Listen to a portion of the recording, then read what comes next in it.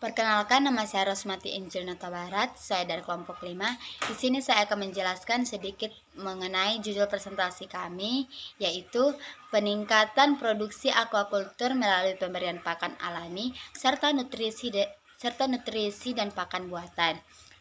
Pakan adalah istilah lain dari makanan yang dikonsumsi oleh hewan ternak atau hewan budidaya, baik yang alami dan yang buatan. Jenis pakan ada dua, pakan alami dan pakan buatan.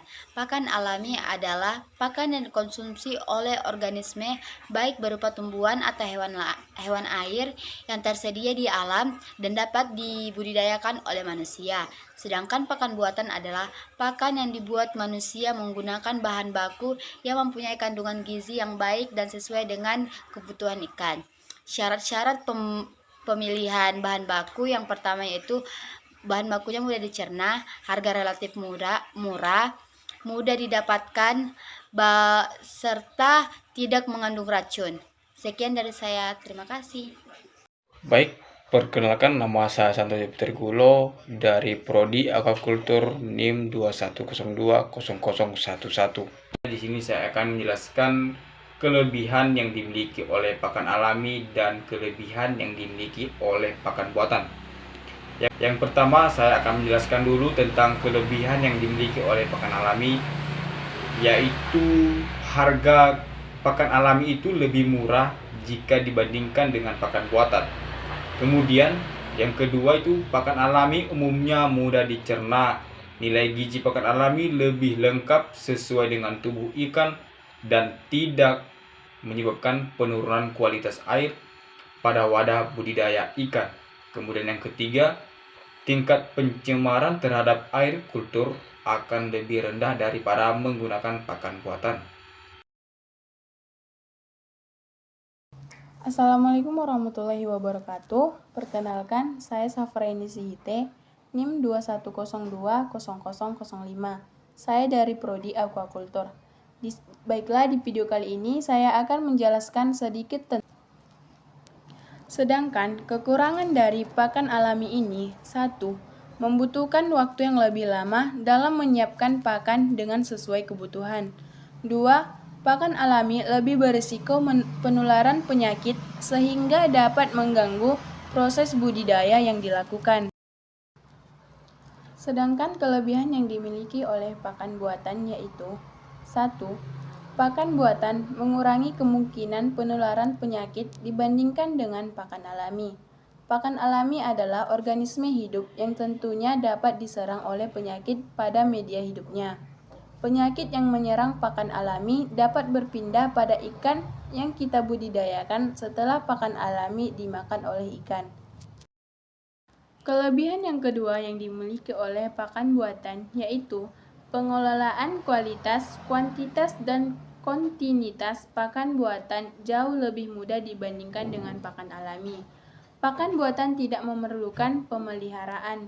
Pakan buatan yang diproduksi pabrik dapat dibeli ketika diperlukan sehingga pekerjaan pembudidayaan lebih ringan dan waktu yang diperlukan lebih sedikit dan hemat tenaga kerja. Sedangkan kekurangan pakan buatan ini yaitu biaya yang dikeluarkan relatif lebih besar dibandingkan pakan alami dan juga menurunkan kualitas air karena lebih sulit terurai serta nilai gizi harus dapat disesuaikan dengan kebutuhan budidaya.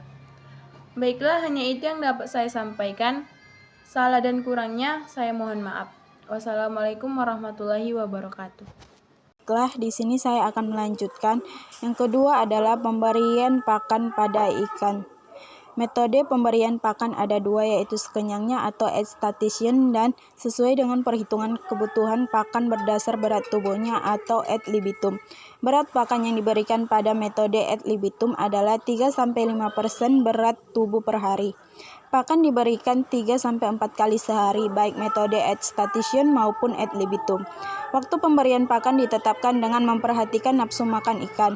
Waktu pemberian pakan dilakukan pada pagi jam 7, siang jam 12, sore jam 5, dan malam hari jam 10. Hindari pemberian pakan saat panas terik karena suhu tinggi mempengaruhi nafsu makan ikan. Bila dipaksakan, pakan akan terbuang percuma dan mengendap di dasar kolam. Pemberian pakan juga tidak dianjurkan saat hujan. Hal ini karena kondisi air menjadi agak asam sehingga ikan biasanya tidak memakan pakan. Pemberian pakan dilakukan 30-4 menit setelah hujan berhenti. Perkenalkan, saya Siska Wandasari Situmorang. Di sini saya akan melanjutkan apa yang telah disampaikan oleh rekan saya. Yang ketiga yaitu nutrisi pada pakan ikan. Nutrisi yang harus ada pada ikan adalah protein, karbohidrat, lemak, mineral, dan vitamin. Sekitar 50% dari kebutuhan kalori yang diperlukan oleh ikan berasal dari protein. Bahan ini berfungsi untuk membangun otot, sel-sel, dan jaringan tubuh terutama bagi ikan-ikan muda. Unsur nutrisi yang terkandung di dalam bahan pakan secara umum terdiri atas air, mineral, protein, lemak, karbohidrat, dan vitamin. Setelah dikonsumsi oleh ternak, setiap unsur nutrisi berperan sesuai dengan fungsinya terhadap tubuh ternak untuk mempertahankan hidup dan berproduksi secara normal. Sekian dari saya, terima kasih. Assalamualaikum warahmatullahi wabarakatuh. Perkenalkan, nama saya Syahrir Dipain Ebao. Saya dari Prodi TPI NIM 1020016. Baik, saya akan melanjutkan presentasi dari saudari Siska, yaitu yang keempat, pengaruh pakan pada kegiatan budidaya. Keberhasilan budidaya ikan ditentukan salah satunya oleh ketersediaan benih yang baik dan memadai jumlahnya. Kegagalan penyediaan pakan alam yang mencukupi baik secara kualitas dan kuantitas akan berpengaruh terhadap proses budidaya, sehingga pada gilirannya menurunkan produksi benih ikan. Stadia benih merupakan masa kritis dalam keseluruhan daur hidup ikan. Pada stadia ini, bila benih tidak mendapatkan makanan yang sesuai dengan bukaan mulutnya, maka benih akan mengalami kematian. Pendapat Mujiman 1989. Salah satu masalah yang perlu ditangani agar budidaya berjalan baik adalah penyediaan makanan untuk benih. Selama ini, petani sangat bergantung pada keberadaan cacing sutra yang didapatkan dari hasil tangkapan di alam. Kendala musim dan pasokan air menyebabkan fluktuasi yang tajam dalam ketersediaan cacing sutra, sehingga pada gilirannya berpengaruh terhadap produksi benih ikan khususnya dan budidaya ikan secara umum. Terima kasih.